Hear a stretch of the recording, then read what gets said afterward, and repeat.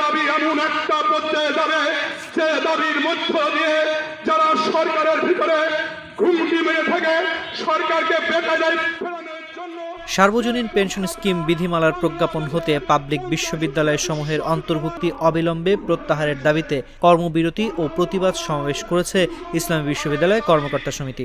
রোববার অর্ধ দিবস কর্মবিরতি পালন করেন কর্মকর্তারা।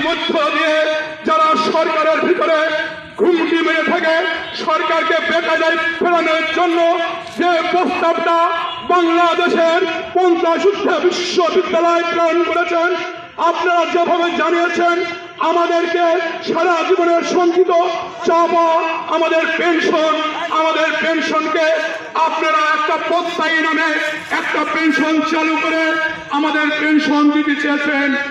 আপনারা আমাদের যে নীতিমালা পাঠিয়েছেন। একসঙ্গে বেলা 10টায় প্রশাসন ভবনের সামনে প্রতিবাদ সমাবেশ করেন কর্মকর্তারা।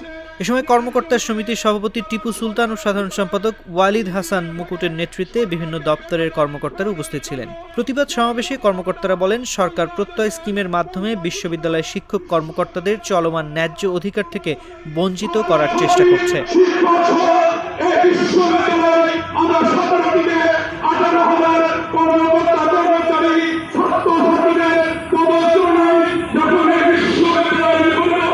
আমরা কোনোভাবে এই স্কিম মানব না।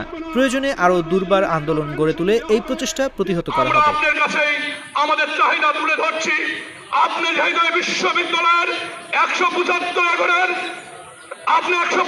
একরের আমাদের অভিভাবক এখানকার ইট কাঠ বাঁশ ভূমি যা কিছু আছে সবকিছু আপনার নিয়ন্ত্রণ দিন।